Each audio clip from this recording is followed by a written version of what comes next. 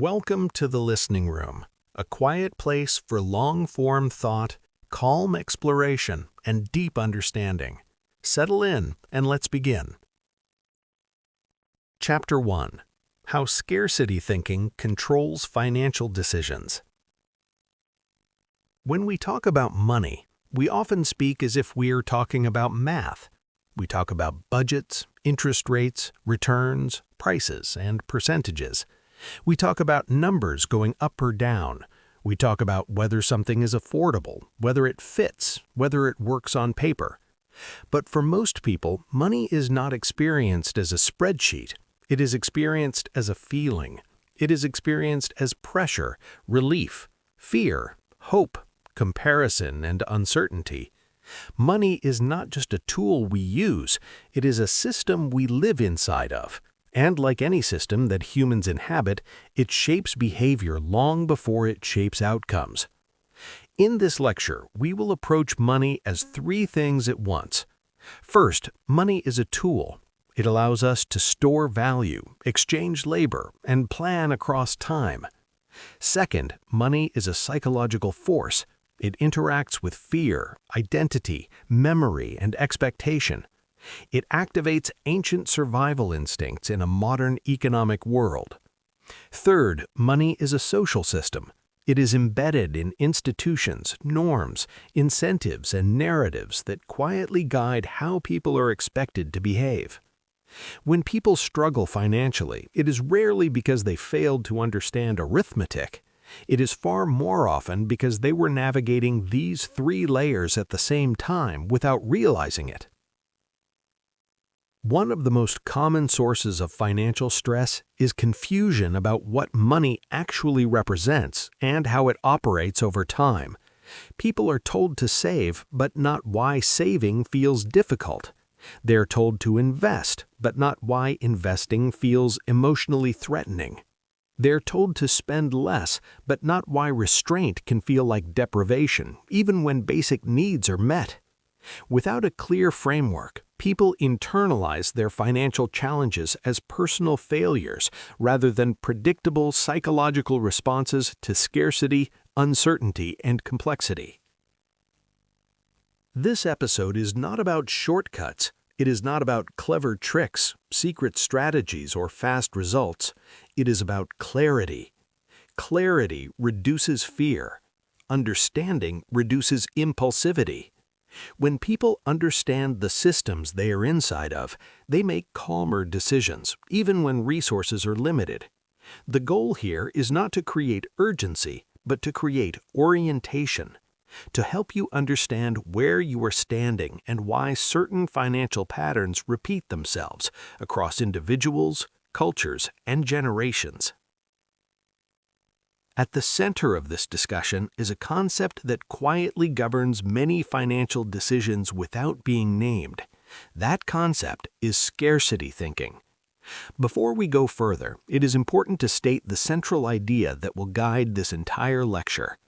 This episode will show that most financial outcomes are shaped less by intelligence or effort, and more by persistent psychological patterns, especially scarcity thinking, interacting with long-term financial systems. People do not make financial decisions in a vacuum. They make them under perceived constraints, emotional pressure, and limited time horizons. When scarcity dominates the mind, even intelligent people make decisions that undermine their own long-term stability. When scarcity is understood and managed, financial behavior becomes steadier, more consistent, and less reactive. To begin unpacking this, we need to clearly define what scarcity thinking actually is, not as a moral failing or a mindset problem, but as a predictable cognitive state. Scarcity thinking is a mental condition that arises when the brain perceives resources as insufficient, unstable, or at risk. These resources can be money, time, energy, security, or opportunity. Economically, scarcity is real, resources are finite, and choices involve trade-offs. But scarcity thinking is not the same as scarcity itself. Scarcity thinking occurs when the perception of shortage becomes dominant, narrowing attention and compressing time horizons. When this happens, the brain prioritizes immediate relief over long-term optimization. Economically, this makes sense in short-term survival contexts. If food is scarce today, planning for next year is irrelevant. The problem arises when this same cognitive pattern is applied to modern financial systems that require patience, delayed gratification, and long-term consistency.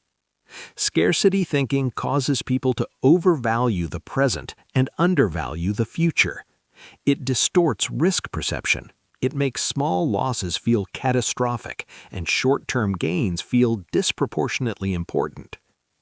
Behaviorally, humans under scarcity do not behave irrationally, they behave predictably. When money feels tight, people monitor their accounts more frequently, yet make more impulsive spending decisions. They delay planning because planning feels emotionally costly. They avoid looking at long-term projections because those projections feel threatening rather than informative. Scarcity captures attention, and whatever captures attention shapes behavior. From a structural perspective, many modern economic systems unintentionally reinforce scarcity thinking. Income volatility, unpredictable expenses, credit-based consumption, and constant exposure to comparison through media all keep the mind in a state of low-grade financial vigilance.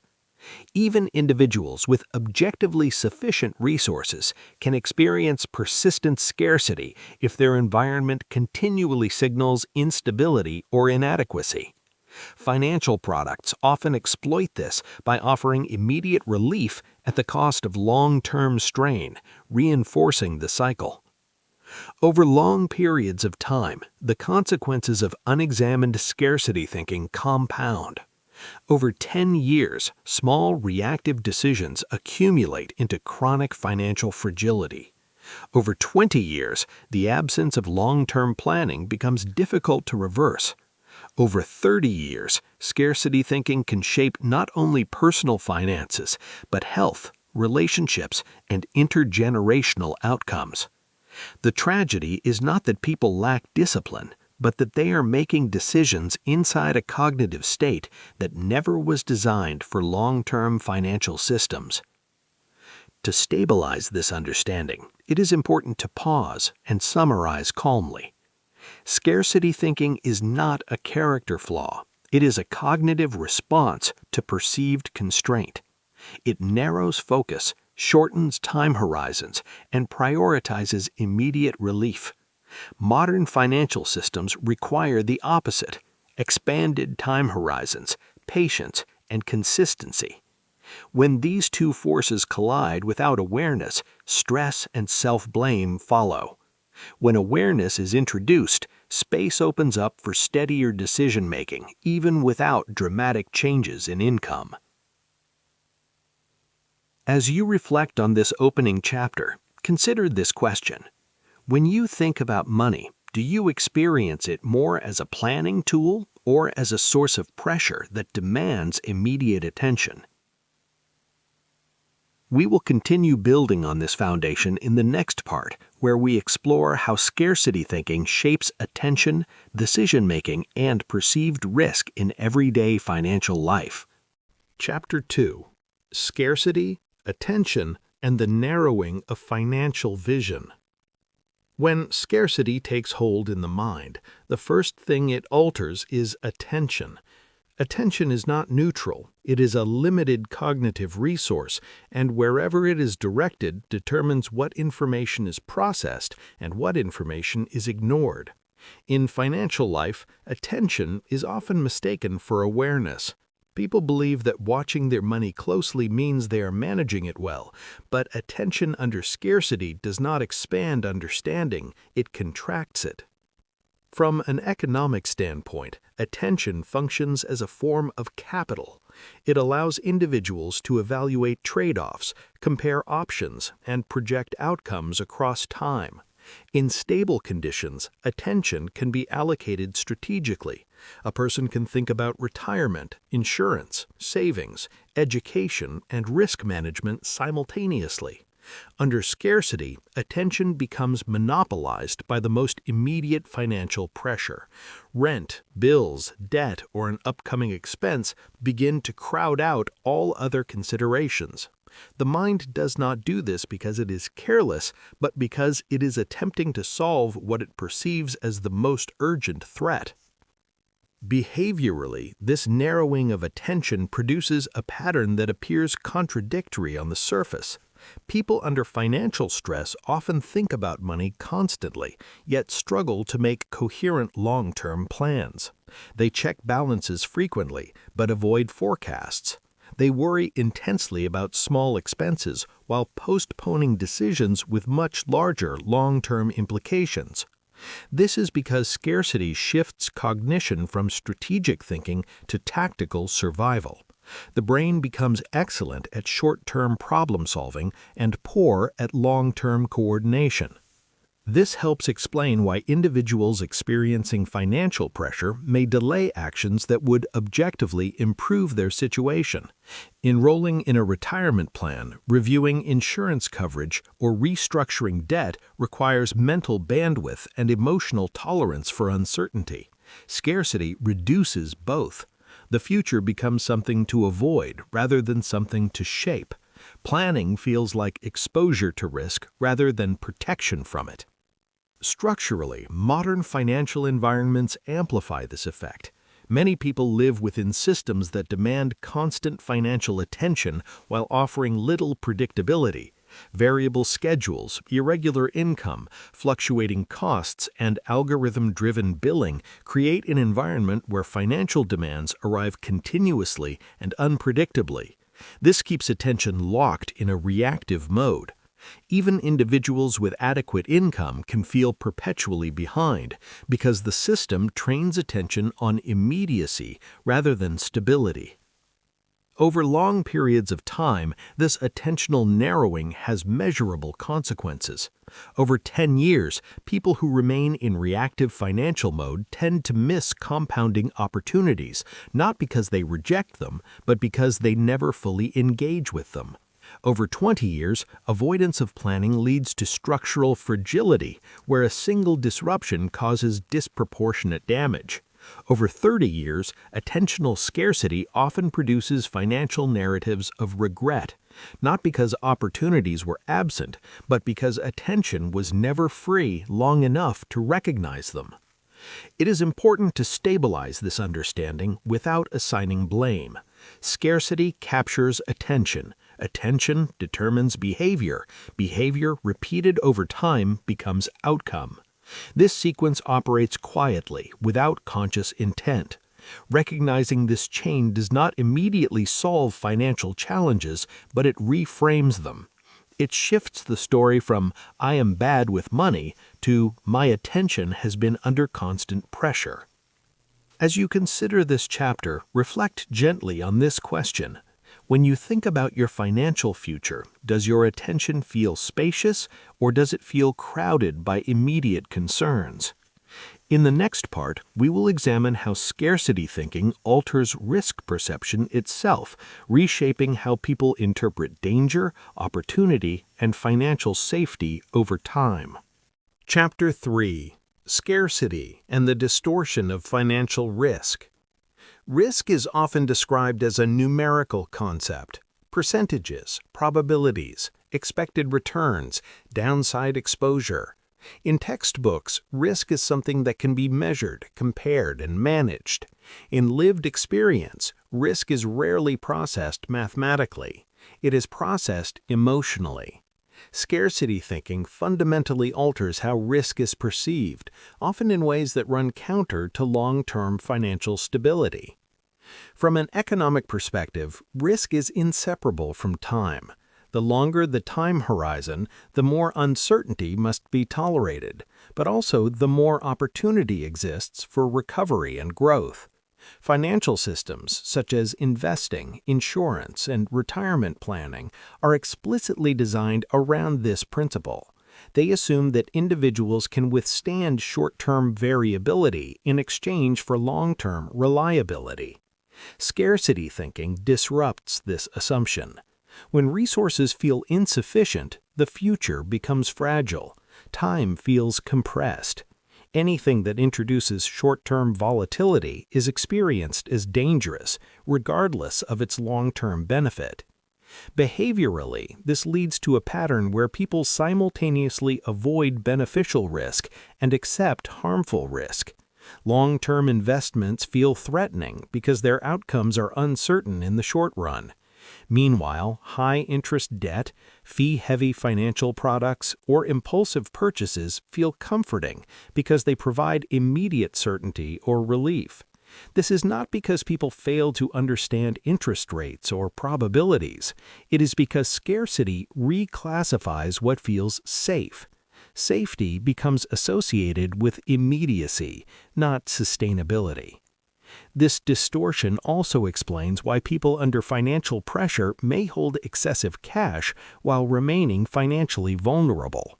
Cash feels safe because it is tangible and immediately accessible. However, over long periods, excessive avoidance of productive risk erodes purchasing power and limits resilience. Scarcity makes invisible risks, such as inflation or missed compounding, feel less threatening than visible short-term fluctuations. Structurally, financial institutions often reinforce these distorted risk perceptions. Products are marketed around certainty and immediacy. Low monthly payments, instant approval, and no upfront cost appeal directly to scarcity-conditioned minds. Meanwhile, long-term instruments are often framed in abstract or technical language that feels emotionally distant. The system does not require individuals to misunderstand risk. It benefits when risk is felt unevenly. Over 10 years, distorted risk perception leads to conservative decisions that feel prudent but quietly undermine growth. Over 20 years, the gap between perceived safety and actual stability widens. Over 30 years, individuals may find themselves having avoided volatility, yet remaining exposed to fragility. The paradox of scarcity is that it seeks safety, but often produces vulnerability. To stabilize this insight, it is useful to pause. Scarcity does not eliminate risk. It reshapes which risks feel tolerable. It magnifies short-term uncertainty and minimizes long-term erosion. Understanding this does not demand immediate behavioral change. It simply invites awareness of how the emotional experience of risk differs from its economic reality. Consider this question as you reflect. When you hear the word risk in a financial context, do you imagine short-term loss or long-term instability? In the next part, we will turn to how scarcity thinking reshapes identity and self-concept, and how this quietly influences earning, spending, and saving behavior over a lifetime. Chapter 3: Scarcity and the Distortion of Financial Risk. Risk is often described as a numerical concept: percentages, probabilities, expected returns, downside exposure. In textbooks, risk is something that can be measured, compared, and managed. In lived experience, risk is rarely processed mathematically. It is processed emotionally. Scarcity thinking fundamentally alters how risk is perceived, often in ways that run counter to long-term financial stability. From an economic perspective, risk is inseparable from time. The longer the time horizon, the more uncertainty must be tolerated, but also the more opportunity exists for recovery and growth. Financial systems such as investing, insurance, and retirement planning are explicitly designed around this principle. They assume that individuals can withstand short-term variability in exchange for long-term reliability. Scarcity thinking disrupts this assumption. When resources feel insufficient, the future becomes fragile. Time feels compressed. Anything that introduces short-term volatility is experienced as dangerous, regardless of its long-term benefit. Behaviorally, this leads to a pattern where people simultaneously avoid beneficial risk and accept harmful risk. Long-term investments feel threatening because their outcomes are uncertain in the short run. Meanwhile, high-interest debt, fee-heavy financial products, or impulsive purchases feel comforting because they provide immediate certainty or relief. This is not because people fail to understand interest rates or probabilities. It is because scarcity reclassifies what feels safe. Safety becomes associated with immediacy, not sustainability. This distortion also explains why people under financial pressure may hold excessive cash while remaining financially vulnerable. Cash feels safe because it is tangible and immediately accessible. However, over long periods, excessive avoidance of productive risk erodes purchasing power and limits resilience. Scarcity makes invisible risks, such as inflation or missed compounding, feel less threatening than visible short-term fluctuations. Structurally, financial institutions often reinforce these distorted risk perceptions. Products are marketed around certainty and immediacy. Low monthly payments, instant approval, and no upfront cost appeal directly to scarcity-conditioned minds. Meanwhile, long-term instruments are often framed in abstract or technical language that feels emotionally distant.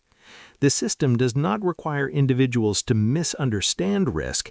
It benefits when risk is felt unevenly. Over 10 years, distorted risk perception leads to conservative decisions that feel prudent but quietly undermine growth. Over 20 years, the gap between perceived safety and actual stability widens. Over 30 years, individuals may find themselves having avoided volatility, yet remaining exposed to fragility. The paradox of scarcity is that it seeks safety, but often produces vulnerability. To stabilize this insight, it is useful to pause. Scarcity does not eliminate risk. It reshapes which risks feel tolerable. It magnifies short-term uncertainty and minimizes long-term erosion. Understanding this does not demand immediate behavioral change.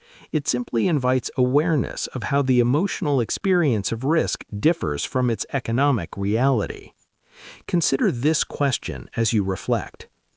When you hear the word risk in a financial context, do you imagine short-term loss or long-term instability? In the next part, we will turn to how scarcity thinking reshapes identity and self-concept, and how this quietly influences earning, spending, and saving behavior over a lifetime. Chapter 4: Scarcity, Identity, and the Financial Self. Money does not only influence what people do. Over time, it influences who people believe they are. Scarcity thinking, when persistent, becomes more than a temporary mental state. It begins to shape identity. People do not simply say, "I don't have enough right now." They begin to say, "I am not good with money," or "people like me don't get ahead," or "I've always struggled financially." These statements feel descriptive, but they are often the psychological residue of long-term scarcity rather than accurate assessments of capability. From an economic standpoint, identity should be largely irrelevant. Financial systems do not care how someone labels themselves. Interest compounds regardless of self-concept. Income grows or stagnates based on structure, opportunity, and consistency. Yet humans are not neutral participants in these systems. Identity acts as a filter for which opportunities feel accessible and which behaviors feel appropriate.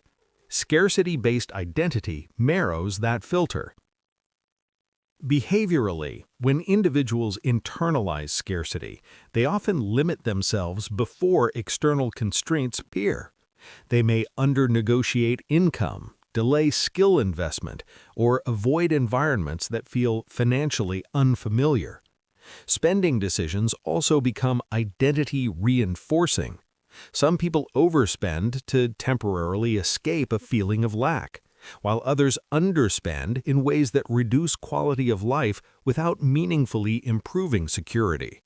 Both behaviors are attempts to manage identity discomfort rather than optimize outcomes. Structurally, societies often reinforce these identities through subtle cues. Language around financially savvy versus bad with money or investors versus regular people create implicit boundaries. Financial institutions, media, and even educational systems can unintentionally signal who money systems are for. These signals accumulate. They shape who feels entitled to long-term planning and who feels confined to short-term survival. Across decades, identity-driven financial behavior compounds just as powerfully as interest. Over 10 years, self-limiting beliefs reduce exposure to growth opportunities. Over 20 years, financial identity becomes increasingly difficult to disentangle from lived outcomes. Over 30 years, individuals may attribute their position to fate or personality, without recognizing how scarcity shaped the path. To stabilize this chapter, it is important to separate identity from circumstance. Scarcity can shape behavior without defining worth or ability. Financial outcomes are not character verdicts. They are the result of repeated interactions between psychology and systems. When identity softens, behavior becomes more flexible. As you reflect on this chapter, consider quietly, when you think about your financial life, do you describe it in terms of situations or in terms of who you believe you are? In the next part, we will explore how scarcity thinking interacts with time itself, shaping patience, delay, and the ability to benefit from long-term financial systems. Chapter 5: Scarcity, Time, and the Collapse of the Long View. At its core, finance is the management of resources across time. Saving, investing, insuring, and planning all rely on the same underlying assumption that the future matters and that actions taken today can meaningfully shape it. Scarcity thinking disrupts this assumption, not by denying the future, but by shrinking it. When scarcity dominates, the future does not disappear, it simply moves closer, becoming shorter, more fragile, and more uncertain. From an economic perspective, time is the most powerful variable in wealth formation. Compounding, risk pooling, and productivity growth all depend on extended time horizons. These systems do not require brilliance, they require participation and patience. Scarcity thinking interferes by making patience feel unsafe. Waiting feels like exposure. Delayed rewards feel hypothetical. The present, by contrast, feels concrete and urgent. Behaviorally, this produces a preference for immediacy that is often misunderstood as impulsivity or lack of discipline. In reality, it is a rational response to perceived instability. If the future feels unreliable, prioritizing the present becomes logical. This is why people under scarcity often delay savings, avoid long-term commitments, or repeatedly restart financial plans. The issue is not motivation, it is trust in time itself. This collapse of the long view also affects emotional regulation. Long-term financial strategies require the ability to tolerate periods where effort is not immediately rewarded. Scarcity reduces this tolerance. Small setbacks feel like confirmation that waiting is pointless. This leads to frequent strategy switching, inconsistent participation, and emotional exhaustion. The system is never allowed to work because the timeline never extends long enough. Structurally, many economic environments undermine long-term trust.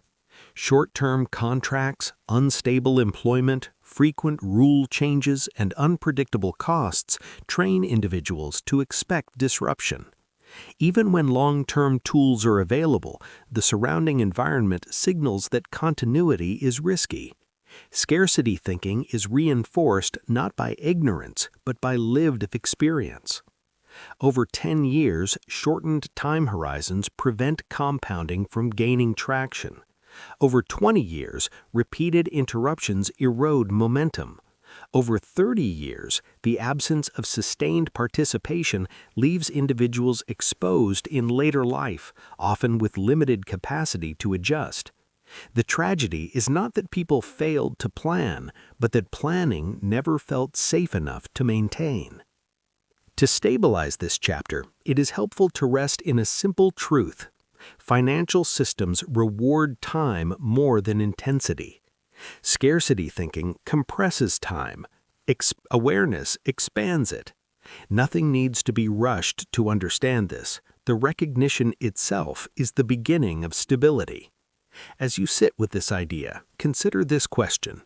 When you make financial decisions, do you feel as though you are acting for a future you trust or reacting to a present you fear? Next, we will move into the conclusion, where we will gently integrate these ideas and return to a calmer, more grounded understanding of money as a long-term human process rather than a constant emergency. Conclusion: returning money to its proper scale. As we come to the end of this lecture, it is important to step back and widen the lens once more. Throughout this series of chapters, we have not been talking about techniques, tactics, or optimization.